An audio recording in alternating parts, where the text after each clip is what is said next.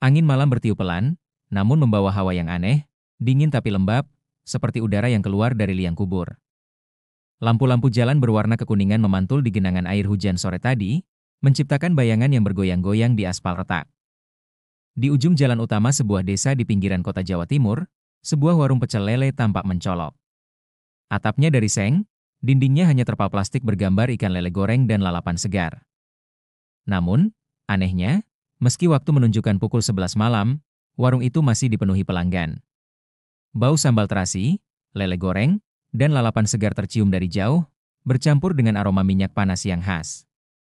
Di tengah kesibukan warung itu, Mbak Lia, perempuan berusia 23 tahun dengan kerudung sederhana dan wajah kelelahan, bergerak lincah mengantar pesanan. Ia adalah karyawan baru, belum genap setahun bekerja di sini. Sejak awal, ia menganggap tempat ini adalah berkah, warung ramai, gaji lancar, bahkan bosnya, Pak Anwar, terkenal dermawan. Namun, ada sesuatu yang tidak bisa ia jelaskan. Setiap kali mengantarkan makanan, ia sering melihat pelanggan makan dengan lahap berlebihan, seolah makanan itu memiliki sihir yang membuat mereka lupa diri. Ada yang memesan hingga 3 ekor lele sendirian, ada pula yang menghabiskan nasi dalam jumlah tidak wajar. Lia sempat berpikir itu hanya karena masakan warungnya memang enak. Tapi malam ini, hawa di warung terasa berbeda. Angin yang masuk dari celah terpal membuat lampu bohlam bergoyang, bayangan para pembeli menari-nari di dinding seperti tarian makhluk halus. Di sela keramaian, Lia merasa dia sedang diawasi. Awalnya, Lia merasa beruntung bekerja di sini. Pak Anwar selalu memastikan semua karyawannya makan sebelum pulang. Biar gak kelaparan di rumah, katanya sambil tersenyum. Bahkan lauk dan sambal yang tersisa boleh dibawa pulang. Tapi lama-kelamaan, Lia menyadari sesuatu yang ganjil. Setiap kali ia makan di warung itu, rasa laparnya tidak pernah benar-benar hilang. Ia bisa menghabiskan 2 porsi nasi sekaligus, padahal di rumah biasanya ia hanya makan sedikit. Dan bukan hanya itu, setelah makan, tubuhnya selalu terasa berat, pikirannya kosong, dan malamnya ia sering mimpi buruk. Mimpi-mimpi itu selalu sama.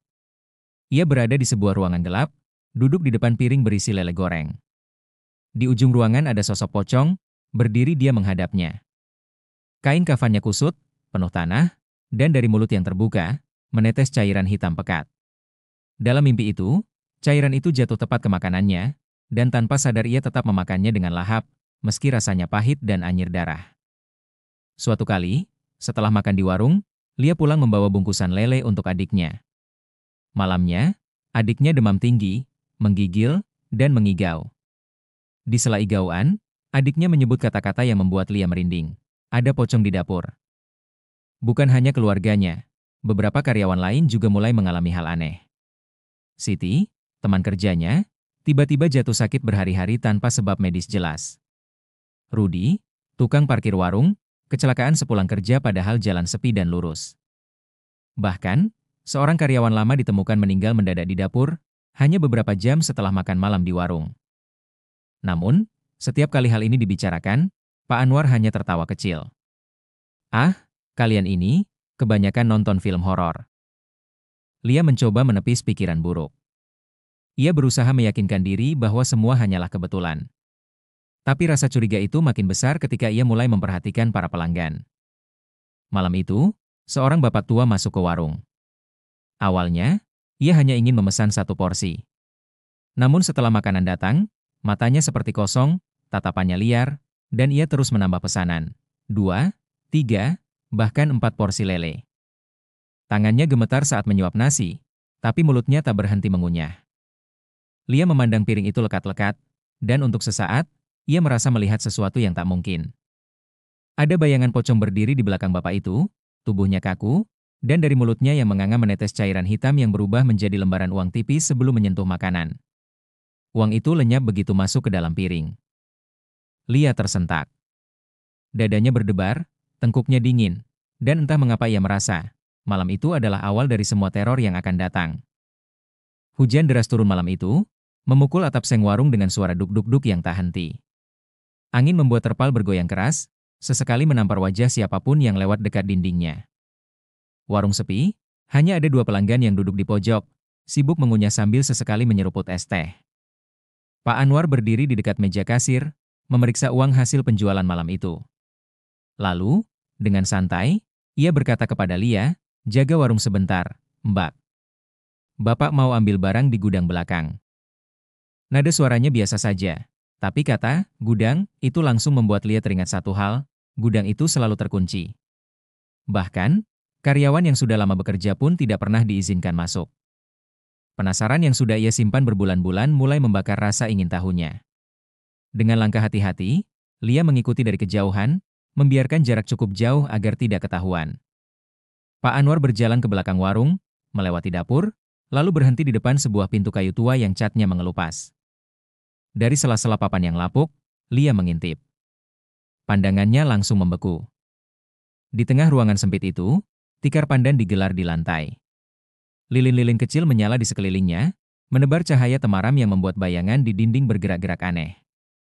Di atas tikar, ada sesosok pocong duduk kaku, menghadap ke arah pintu, arah Lia. Wajahnya pucat kehijauan, matanya terpejam, dan mulutnya terbuka lebar, mengeluarkan suara seperti napas berat. Dari mulutnya menetes cairan hitam kental, plek, plek, jatuh ke mangkuk kuningan di bawahnya. Dan yang membuat Lia hampir menjerit, setiap tetes cairan itu, begitu menyentuh dasar mangkuk, berubah menjadi lembaran uang 100.000. Pak Anwar duduk bersila di depan pocong itu, tangannya cekatan memungut uang satu persatu, lalu meletakkannya ke dalam kantong kain merah. Setelah itu, ia mengambil secubit bubuk hitam dari botol kecil dan menaburkannya di atas piring-piring makanan yang ada di nampan. Sambil melakukannya, bibirnya bergerak, melafalkan sesuatu dengan suara rendah, mantra dalam bahasa yang Lia tak mengerti, tapi terasa menekan dadanya. Tiba-tiba, pocong itu mengeluarkan suara lirih, seperti orang menggeram pelan, dan kepala yang tadinya menunduk kini sedikit terangkat. Lia membeku. Jantungnya memukul keras tulang rusuk, kakinya seperti terpaku ke tanah. Lalu, dalam sepersekian detik yang membuat darahnya membeku, mata pocong itu terbuka. Bola matanya putih keruh, tanpa pupil, tapi tatapannya jelas tertuju pada Lia. Seolah menyadari dirinya sedang diawasi, pocong itu mulai bergerak, tidak melompat, tapi merayap perlahan ke arah pintu. Suara kain kafannya diseret di lantai terdengar jelas, srek, srek. Lia spontan mundur satu langkah, tapi lututnya lemas. Sebelum ia sempat berlari, Pak Anwar tiba-tiba menoleh. Pandangan matanya tajam, wajahnya penuh amarah bercampur kaget. "Mbak Lia, kamu ngapain di sini?" bentaknya. Suara itu memecahkan momen mencekam, tapi tatapan pocong itu tetap tertuju padanya, meski pintu mulai ditutup Pak Anwar. Sesaat sebelum pintu menutup rapat, Lia melihat mulut pocong itu bergerak, seolah membentuk kata-kata, dan ia yakin betul, kata itu adalah namanya sendiri. Sejak malam itu, rasa takut mulai menggerogoti Lia setiap kali ia masuk kerja. Setiap langkah menuju warung pecel lele itu seperti membawa dirinya mendekati liang kematian yang ia lihat di gudang belakang. Tapi anehnya, ia tidak bisa langsung berhenti bekerja. Gajinya dibutuhkan untuk membiayai adik yang sedang sekolah dan ibunya yang sakit. Namun, ada satu hal yang membuatnya semakin yakin, makanan di warung ini tidak wajar. Malam berikutnya, Lia mencoba memperhatikan setiap piring yang keluar dari dapur. Di mata orang lain, piring-piring itu hanya berisi lele goreng garing, sambal merah segar, dan lalapan hijau menggoda. Tapi di mata Lia, yang kini entah kenapa bisa melihat lebih jelas, ada bayangan samar di atas piring itu. Bayangan itu berbentuk mulut pocong yang menganga. Dari mulutnya, menetes cairan kental hitam yang setiap tetesnya berubah menjadi lembaran uang tipis sebelum menghilang tepat saat menyentuh makanan. Cairan itu tidak membuat piring menjadi basah, tapi aroma anyir darah langsung menusuk hidung Lia, membuatnya hampir muntah. Pelanggan yang memakan makanan itu berubah drastis.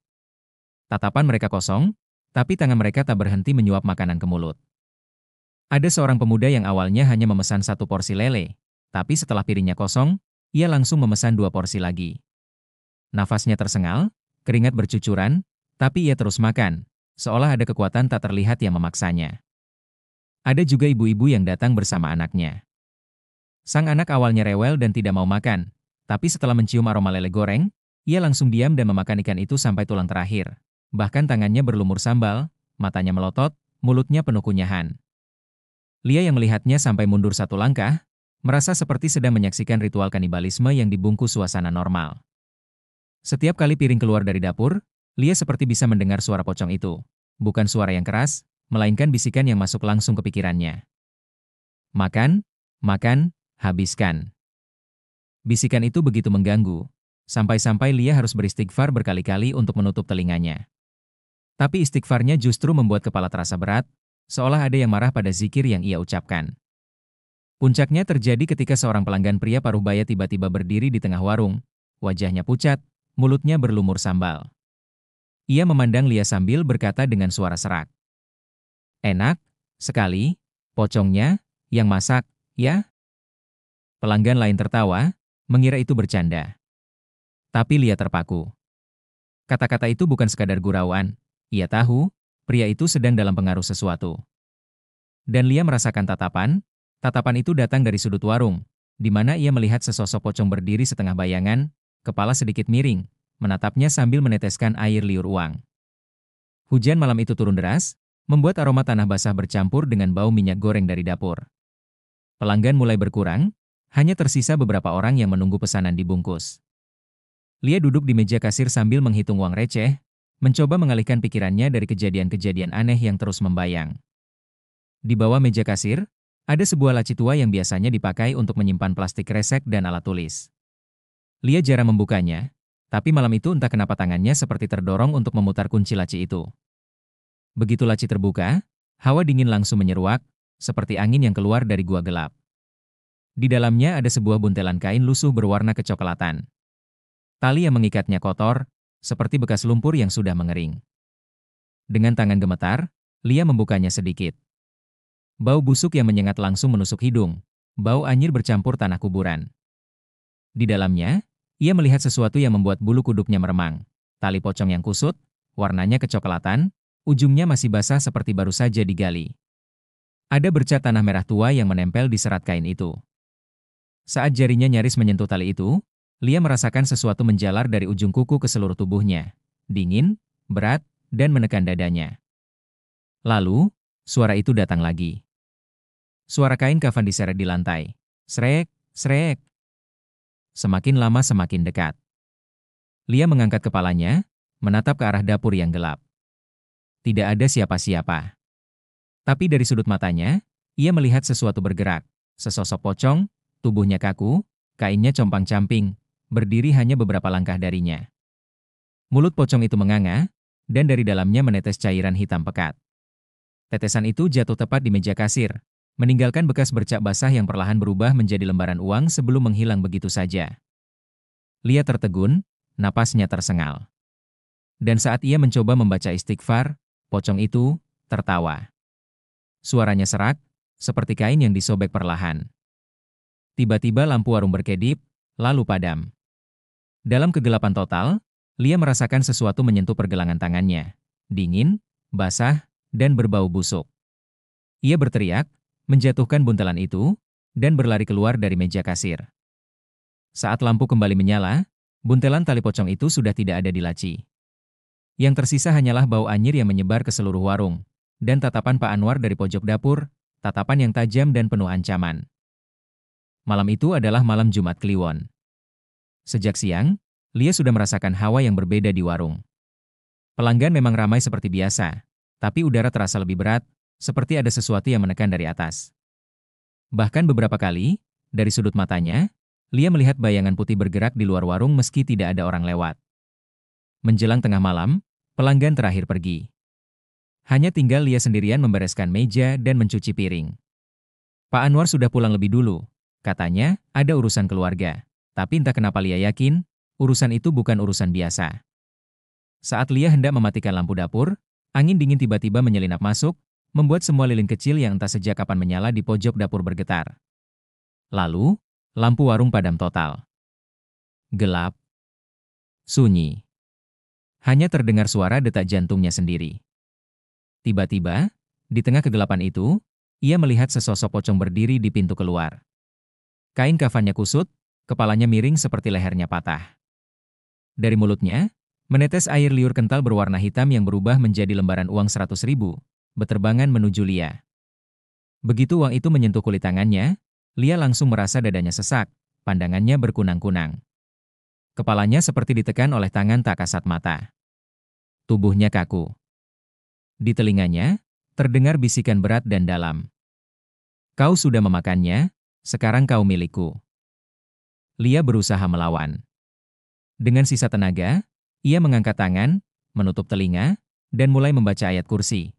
Terbata-bata, suaranya bergetar. Setiap kali ayat itu terucap, pocong itu tampak mundur sedikit. Suaranya mengerang seperti kesakitan. Lia terus membaca, lebih cepat, lebih keras. Air matanya mengalir tanpa henti. Dan tiba-tiba, pocong itu menghilang, tapi tali pocongnya terjatuh di lantai, bergerak sendiri seperti ular, mencoba melilit kakinya. Lia menendangnya, lalu berlari sekuat tenaga keluar dari warung tanpa menoleh ke belakang. Ia tidak mengambil tas, tidak mengambil uang, tidak mematikan lampu. Ia hanya ingin selamat.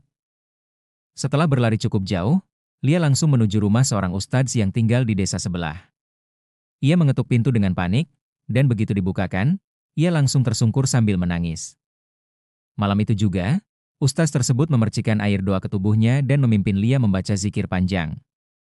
Ustadz itu menjelaskan bahwa pesugihan seperti ini adalah bentuk persekutuan dengan jin kafir, dan makanan yang sudah terkena ritual itu menjadi sarana jin masuk ke tubuh manusia. Sejak kejadian itu, Lia berhenti bekerja di warung tersebut. Ia memutuskan untuk mencari nafkah di tempat yang halal dan bersih dari syirik. Setiap malam, ia rutin membaca surah Al-Baqarah di rumah, memperbanyak istighfar, dan menjauhi semua bentuk rezeki yang meragukan. Warung pecel lele itu masih berdiri hingga sekarang. Ramai, seperti tak pernah sepi. Tapi bagi Lia, setiap ia melewati jalan itu, ia akan mempercepat langkah, menundukkan kepala, dan berbisik dalam hati. Ya Allah, jauhkan aku dari rezeki yang tidak berkah, meski sebesar gunung sekalipun.